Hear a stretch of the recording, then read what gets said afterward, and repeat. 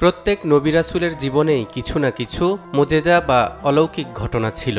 আমাদের শেষ নবী হযরত মুহাম্মদ সাল্লাল্লাহু আলাইহি ওয়াসাল্লামের নবুয়তকে শক্তিশালী করার জন্য অন্য নবী রাসূলদের মতো তাকেও দেওয়া হয়েছিল অগণিত মুজেজা, যার মধ্যে মেরাজ অন্যতম। এটি এমনই একটি ঘটনা যার সাথে রয়েছে ইমানের সুগভীর সম্পর্ক। কাজেই মেরাজের বৈজ্ঞানিক যুক্তি খুঁজতে যাওয়া একটি অবান্তর চিন্তা, কারণ যুক্তি কোনোদিনই ইমানের ভিত্তি নয়, বরং ইমানই হচ্ছে যুক্তির মূল ভিত্তি। আর যুক্তির ক্ষমতা যেখানে শেষ, ইমানের যাত্রা সেখান থেকেই শুরু। কিন্তু দর্শক, বিজ্ঞানের এই চরম উৎকর্ষতার যুগে নাস্তিক্যবাদী অবিশ্বাসীদেরকে দাঁত ভাঙা জবাব দিতে আমরাও তাই মেরাজকে বিজ্ঞানের আলোকে বিশ্লেষণ করে দেখাতে চাই, জানাতে চাই কিভাবে এত অল্প সময়ে পৃথিবীর মাধ্যাকর্ষণ শক্তির বেড়াজাল ছিন্ন করে শুধু মহাকাশ নয়, বরং ৭ আসমান পাড়ি দিয়ে সিদরাতুল মুনতাহা পর্যন্ত পৌঁছে মহান স্রষ্টার সাথে সাক্ষাৎ করেছিলেন তার প্রিয় হাবিব জনাবে মুহাম্মাদুর রাসূলুল্লাহ সাল্লাল্লাহু আলাইহি ওয়াসাল্লাম। প্রিয় দর্শক, মেরাজের বৈজ্ঞানিক ব্যাখ্যায় যাবার আগে আসুন অল্প কথায় জেনে নেই মেরাজ আসলে কি, আর কি ছিল এর প্রেক্ষাপট বা পেছনের গল্প।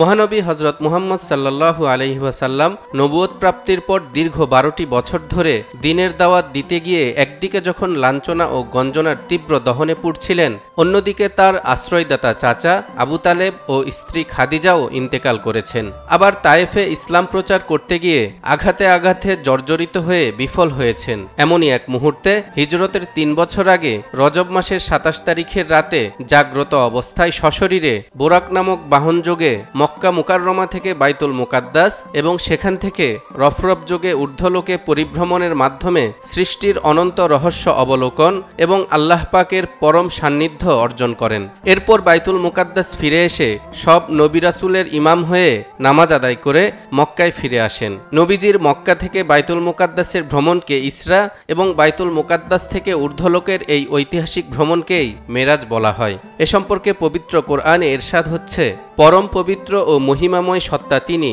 যিনি স্বীয় বান্দাকে রাত্রিবেলায় ভ্রমণ করিয়েছিলেন মসজিদে হারাম থেকে মসজিদে আকসা পর্যন্ত, যার চারদিকে আমি পর্যাপ্ত বরকত দান করেছি, যাতে আমি তাকে কুদরতের কিছু নিদর্শন দেখিয়ে দেই। নিশ্চয় তিনি পরম শ্রবণকারী ও দর্শনশীল। মিরাজের রাতে রাসূল সাল্লাল্লাহু আলাইহি ওয়াসাল্লাম আল্লাহ তাআলার এতটা কাছাকাছি গিয়েছিলেন, দুজনের মধ্যখানে মাত্র ১ ধনুক পরিমাণ ব্যবধান ছিল। মেরাজের সত্যতা নিয়ে অবিশ্বাসীরা প্রশ্ন তোলে, কিভাবে আল্লাহ তার প্রিয় নবীকে আকাশের লক্ষ কোটি গ্যালাক্সি, ছায়াপথ, নীহারিকা পুঞ্জ, ধূমকেতু, ব্ল্যাক হোল ইত্যাদি পার করিয়ে ঊর্ধ্ব আকাশের সর্বশেষ স্থানে উপনীত করেছেন, যেখানে গ্র্যাভিটি বা মাধ্যাকর্ষণ শক্তি ভেদ করে কোনো ব্যক্তির পক্ষে উপরে ওঠা সম্ভব নয়। এ প্রসঙ্গে ডাইনামিক্স বা গতিবিজ্ঞান তত্ত্ব দিয়েছে, পৃথিবী থেকে একটি বুলেটকে যদি প্রতি সেকেন্ডে ৬.৯০ মাইল বেগে ঊর্ধ্বপানে নিক্ষেপ করা হয়, তবে তা মধ্যাকর্ষণ শক্তি ছিন্ন করতে সক্ষম হবে।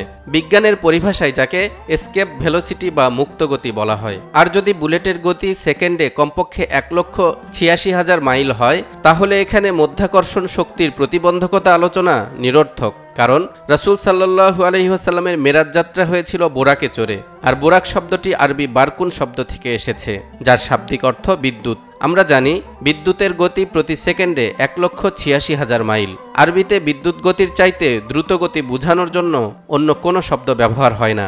তাই আরবিতে বারকুন শব্দের সুপারলেটিভ ডিগ্রি হল বোরাক, আর বোরাক শব্দটি ব্যবহার করে বোঝানো হয়েছে বিদ্যুৎ গতির চাইতেও দ্রুতগতি সম্পন্ন বাহনে করে বিশ্বনবী মুহাম্মদুর রাসূলুল্লাহ সাল্লাল্লাহু আলাইহি ওয়াসাল্লাম ঊর্ধ্বলোকে গমন করেছিলেন। সুতরাং মেরাজের সফরকে গ্র্যাভিটেশনাল ফোর্স বা মাধ্যাকর্ষণ শক্তির যুক্তি দিয়ে অসম্ভব বলা অযৌক্তিক।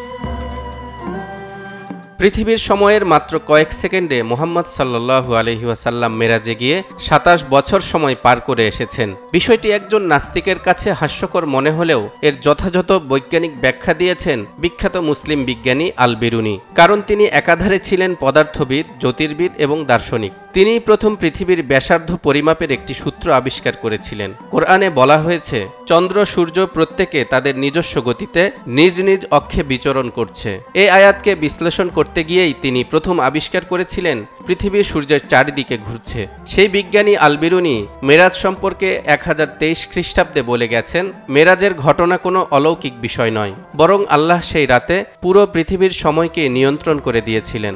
আজকের আধুনিক বিজ্ঞানীরা যার নাম দিয়েছে টাইম ট্রাভেল ডাইমেনশন। আমাদের বর্তমান পৃথিবী হচ্ছে থার্ড ডাইমেনশনাল বা ত্রিমাত্রিক। এই থার্ড ডাইমেনশনের কারণে আমরা উপরে নিচে ডানে বামে সব দিকে চলাচল করতে পারি। যদি ফোর্থ ডাইমেনশন থাকতো তাহলে যুক্তির বিচারে মানুষ টাইম ট্রাভেলও করতে পারত, যদিও তা এই মুহূর্তে মানুষের পক্ষে সম্ভব নয়। এমনি করে যদি পঞ্চম ডাইমেনশন পর্যন্ত বাস্তবে রূপ দেয়া যায়, তাহলে মানুষ ভবিষ্যতে চলে যেতে পারবে, সময়কে থামিয়ে দিতে পারবে, এমনকি একজন মানুষ আলাদা হয়ে দুইজন মানুষের মতো বিচরণ করতে পারবে। দর্শক, এবার চিন্তা করুন, বিজ্ঞানীরা যদি এমন একের পর এক ডাইমেনশনের গাণিতিক রূপের ধারণা দিতে পারেন, তাহলে যিনি এ মহাবিশ্ব সৃষ্টি করেছেন তার পক্ষে হাজারো ডাইমেনশনকে বাস্তবে রূপ দিয়ে তার প্রিয় নবীজিকে টাইম ট্রাভেল করানো কি অসম্ভব কিছু? এবার দেখুন, রাসূল সাল্লাল্লাহু আলাইহি ওয়াসাল্লামকে যেদিন মেরাজে নিয়ে যাওয়া হয়েছিল, সেখানে 27 বছরের সাথে পৃথিবীর সময়ের অনুপাত মাত্র কয়েক সেকেন্ড। যেমন আমাদের সৌরজগতের একদিন সমান আমাদের পৃথিবীর 116 দিন 18 ঘন্টা।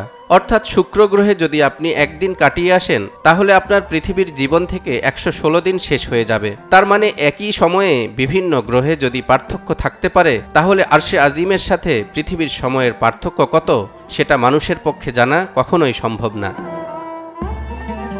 পবিত্র মেরাজ অলৌকিক বটে, তবে অযৌক্তিক নয়। মুসলমানরা আজ গর্বের সাথে বলতে পারে, বৈজ্ঞানিকরা যত ঊর্ধ্বেই গমন করুক না কেন, আমাদের প্রিয় নবী মুহাম্মদুর রাসূলুল্লাহ সাল্লাল্লাহু আলাইহি ওয়াসাল্লাম তার চেয়ে আরও অনেক অনেক গুণে ঊর্ধ্বে ভ্রমণ করেছেন।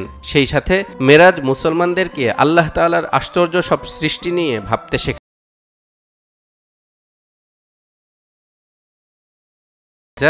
নিউজ 24।